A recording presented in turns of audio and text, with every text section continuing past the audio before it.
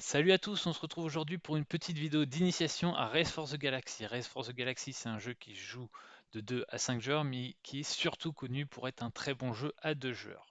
Donc au début d'un tour, ça va toujours être la même chose, vous allez choisir deux actions, et avec ces deux actions, vous allez jouer des cartes et faire différentes combos de cartes pour être assez fort.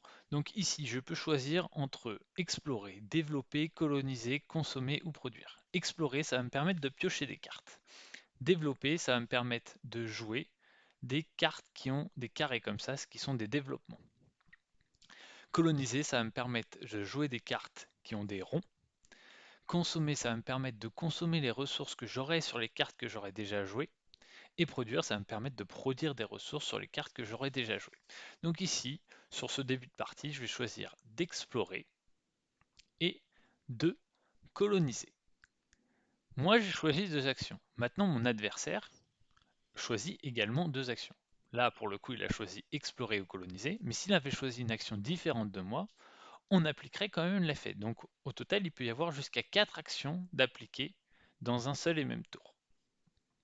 Mais à ce tour, on va en appliquer que deux. Ici, pourquoi j'ai fait coloniser? Parce que j'ai un colon terraformer qui, à chaque fois que j'arrive à poser un monde, donc les mondes c'est les mondes ronds, les autres c'est des développements, je pioche une carte. Donc ça va me permettre de piocher une carte assez rapidement. Et ici, je vais choisir de faire le monde radioactif en défaussant deux cartes. Pourquoi je défausse deux cartes? Parce que c'est un monde niveau 2. C'est à chaque fois comme ça que vous allez pouvoir jouer des cartes. Par exemple, si je veux faire ce programme SETI qui me coûte 6, ça va me coûter 6 cartes.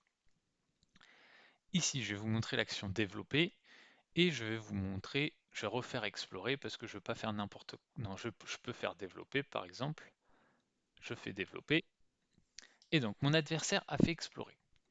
Au premier coup, j'avais gardé deux cartes parce que j'avais choisi de faire explorer 1 plus 1.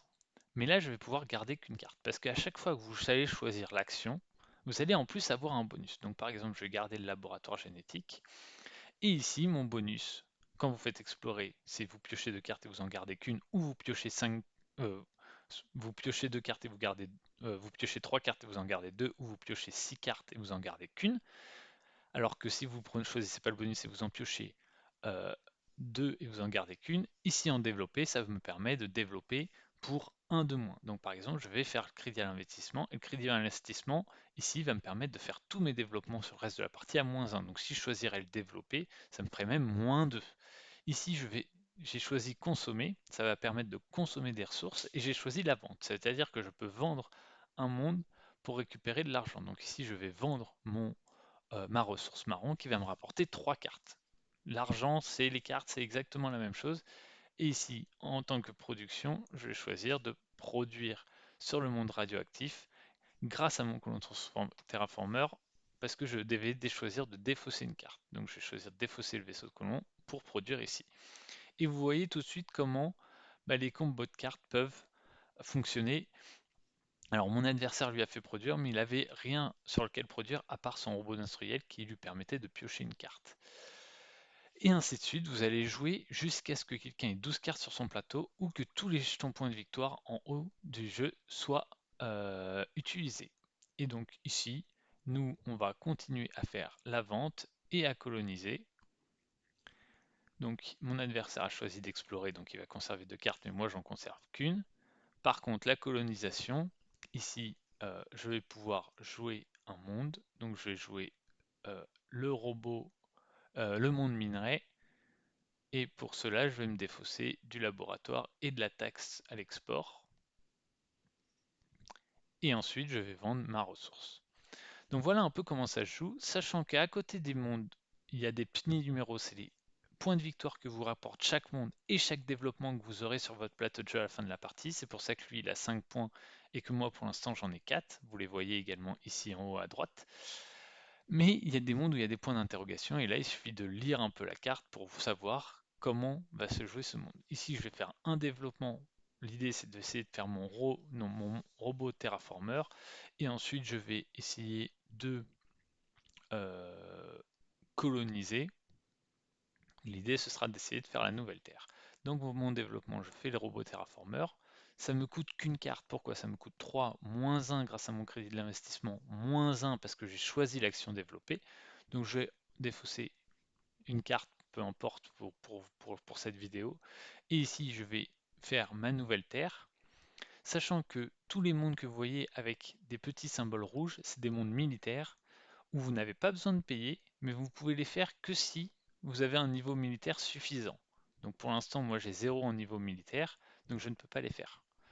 Euh, et je vais défausser le nouvel ordre et la colonisation. Et là, je vais piocher 3 cartes, parce que j'ai une carte parce que j'ai choisi le bonus colonisé, une carte pour mon robot terraformer, une carte pour mon colon terraformer.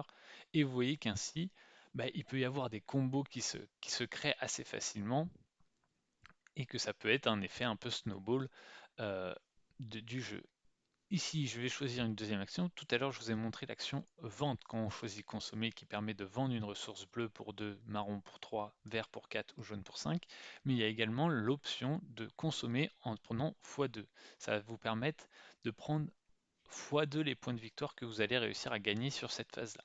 Donc je vais choisir cette option-là et je vais coloniser parce qu'à chaque fois ça me rapporte 3 cartes de coloniser. Donc ici je vais coloniser cette carte, donc ça va me coûter 3, je vais les payer comme ça, mais je vais piocher 3 cartes parce que j'ai colonisé. Maintenant vous voyez, là il y a un plus 1, donc j'ai 1 en force militaire, donc je pourrais créer les mondes rouges qui ont d'une valeur de 1. Ici je vais consommer, de préférence je vais consommer sur mes mondes qui sont pleins et donc qui ont un effet pour produire, parce que ce que je vous ai pas expliqué c'est les mondes pleins, ils arrivent en jeu sans ressources et par contre, à chaque fois qu'il y aura l'action produire, ils produiront une ressource. Alors que les mondes entourés comme ça, ils arrivent avec une ressource de base, mais par contre, à chaque action produire, ils ne produisent pas, à moins que vous ayez quelque chose qui permette de produire sur les mondes de trouvailles. Donc voilà, c'est des petits équilibres à trouver, mais c'est un jeu qui est très plaisant à jouer, qui se joue assez facilement et qui est excellent pour une partie à 2 joueurs, mais même plus. Mais après, c'est surtout connu pour être un très très bon jeu à 2 joueurs. Donc je le conseillerais surtout pour ceux qui sont intéressés pour faire des parties à 2 joueurs. Donc ici, je vais coloniser ça.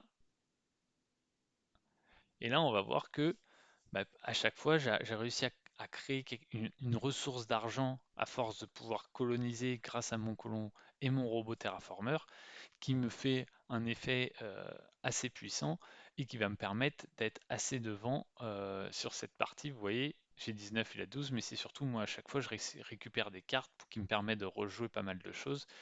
Et donc ici, je vais continuer à faire mon x2 et à produire. Et vu que j'ai plus de monde, ben, je vais plus produire que lui. Et à un moment, il va pas réussir à- à me tenir en fait. Je f- Donc ici, je produis. Et une autre condition de la fin de partie, c'est soit 12 cartes, soit qu'il n'y ait plus de ressources points de victoire ici. Donc, hop, on va produire ici, grâce à mon colon. Zut, c'est ici qu'il faut que je produise. Et maintenant, on va choisir de développer et je vais faire mon programme SETI parce que ça me rapporte 2 pour chaque monde avec un pouvoir d'exploration, donc j'en ai pas, mais ça me rapporte 1 pour tous mes autres mondes et j'en ai 1, 2, 3, 4, 5, 6, donc c'est une carte qui va me rapporter énormément et je vais faire x2 pour vendre un peu toutes mes cartes, toutes mes ressources que j'ai là parce que les ressources à la fin de la partie ne vous rapportent pas de points de victoire. Donc ici je peux coloniser, je vais coloniser ça. Je paye une carte et donc je vais vendre et vous voyez que bah, faut lire les cartes un peu, mais par exemple celle-là me permet de consommer euh, un élément rare pour gagner un point de victoire, mais je peux le faire 2 fois. Celle-là me permet de consommer une ressource pour gagner un point de victoire et une carte. Celle-là me permet de consommer une ressource noire, marron pour gagner un point de victoire et une carte, et ainsi de suite. Ici, ça me permet de piocher 2 cartes. Mais donc voilà, vous allez apprendre à connaître un peu les différentes cartes, mais c'est vraiment un jeu très plaisant et qui se joue assez facilement une fois que vous connaissez les cartes. Mais par contre, la stratégie que vous allez pouvoir mettre en place pour trouver les bons combos, comme là un peu j'ai fait avec mon colon et mon robot terraformeur, pour à chaque fois créer une synergie il y a une action que je veux faire souvent parce qu'elle me permet de piocher des cartes, est très intéressante. Par exemple là, le développer, à chaque fois je choisissais développer, au final je payais un de moins parce que je choisissais développer, un de moins parce que j'avais le crédit à l'investissement, pareil pour le coloniser, alors que on peut voir que mon adversaire a pris le robot industriel en première carte qui lui permet de piocher une carte s'il pose un développement, mais au final, il en a quasiment jamais posé et il n'a pas réussi à créer cette synergie. Voilà, j'espère que cette petite vidéo d'initiation vous a plu.